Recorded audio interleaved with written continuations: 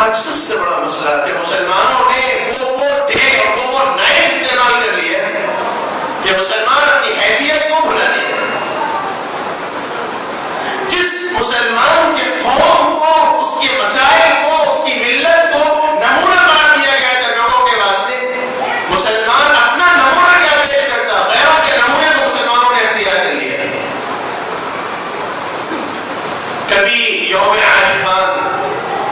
اور کبھی فرینڈ شپ اور کبھی نہ جانے ایسے کھوتوں سے دن مسلمانوں نے ایجاد کر لیے. اور خاص طور پر ہمارے نوجوان مسلمان برادری اس سے بہت متاثر ہے. جیسے گزشتہ جمعہ میں نے کرسمس ڈے کے متعلق کہا کہ جس کا خود ان کے اپنے بائبل میں کوئی تذکرہ نہیں ملتا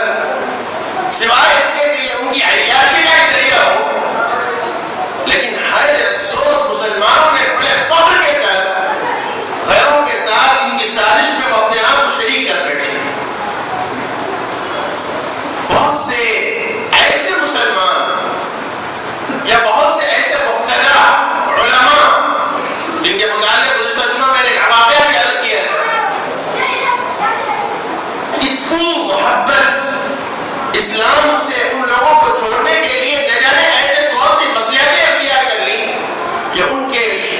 اس پرستی کے اندر، ان کے اشکالوں کے اندر مسلمان شریک ہو گئے. اور اب تو نیا سننے میں آتا ہے کہ اب یہ سال نو کا ایک نیا مسئلہ کہ 31 دسمبر کی 12 بجنے سے پہلے ہمارے بنچڑے نوجوان باضابطہ سال نو کا استقبال کرنے کے لیے واحد جگہوں پر جمع ہوتے ہیں. اور اکیلے نہیں،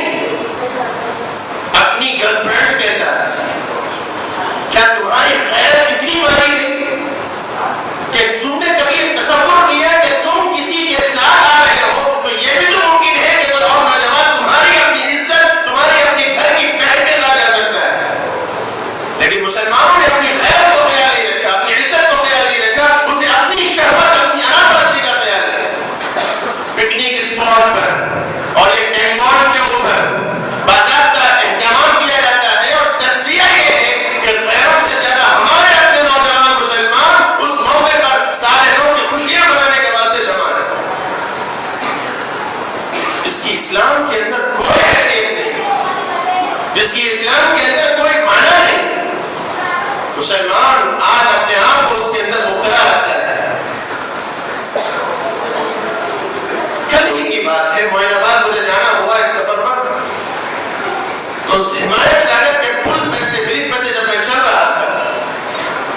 انتہائی افسوس اور شرمندگی کے ساتھ عرض کرتا ہوں کہ اتنے جوڑے بیٹے نظر آئے نعوذ باللہ واہیات اور وہ غلط کام کرتے ہوئے. اور اندازہ اگر یہ قائم کیا جائے تو اگر اس کا پرسنٹیج میں نکالوں تو شاید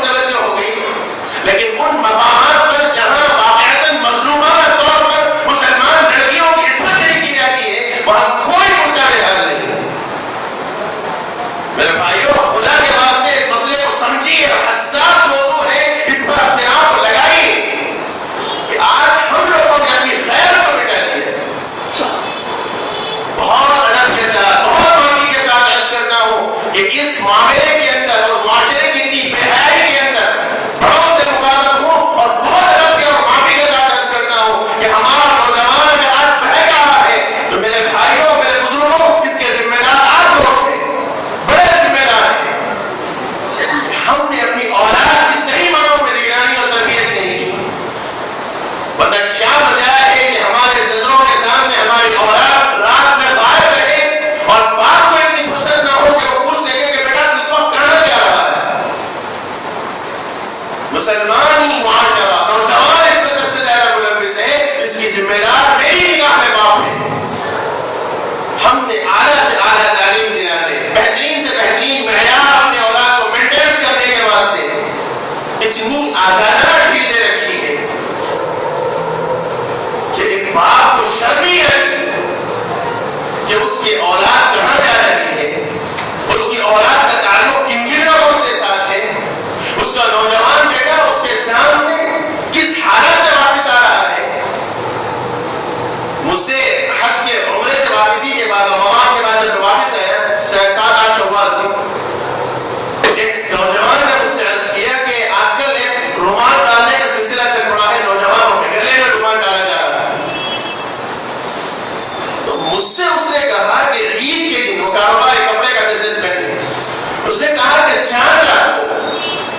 10,000 رومال میں نے خود بیچے ہیں۔ میں نے کہا بھائی یہ رومال ہے کون سا؟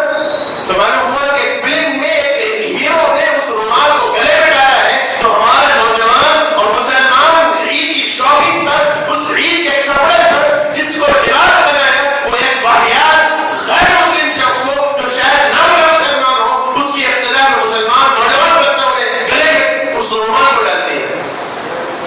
مسلمانوں کے اندر تو واحدی کام اتنا آ گیا کہ خیروں کے طریقے مسلمانوں نے اپنا لیے، لیکن اللہ کے رسول صلی اللہ علیہ وآلہ وسلم کی شخصیت طیبہ کو مسلمان اپنے چہروں پر اپنی زندگیوں میں اپنانے سے بہت دور ہے۔ آج ایک مسلمان کو اللہ کے رسول کی روح کو تڑپانا بڑا آسان معلوم ہوتا ہے۔ صبح ہوئی کی مشین اور اس طرح لے کر ہاتھ داڑھی پر چھیلنے لگتا ہے، اللہ کے رسول کی روح تڑپ رہی ہے، اسے کوئی احساس نہیں۔ نوجوان سے لے کر بڑے سے لے کر بوڑھے تک جس کے قبروں میں پاؤں لٹک رہے ہوں، لیکن اللہ کے رسول کی روح کو تڑپانے پر اسے بڑا مزہ ملتا ہے۔ بہت افسوس کے ساتھ عرض کرتا ہوں میرے بھائیوں، اللہ کے واسطے اپنی زندگیوں کو بدلو اور اپنے چہروں پر رسول اللہ کی سنت کو اختیار کرو۔ کبھی تصور یہ رکھو کہ رسول اللہ صلی اللہ علیہ وآلہ وسلم نے اپنے آپ کو، اپنے خاندان والوں کو، اپنی زندگیوں کو، اپنے صحابہ کو قربان کرایا اس مقصد کے واسطے کہ آنے والی نسلوں کو یہ ایمان پہنچے، لیکن نعوذ باللہ ہم کس جگر پر چل رہے ہیں۔ اللہ کے واسطے بہت ادب کے ساتھ عرض کرتا ہوں، اپنی نوجوان اولادوں پر نظر رکھو۔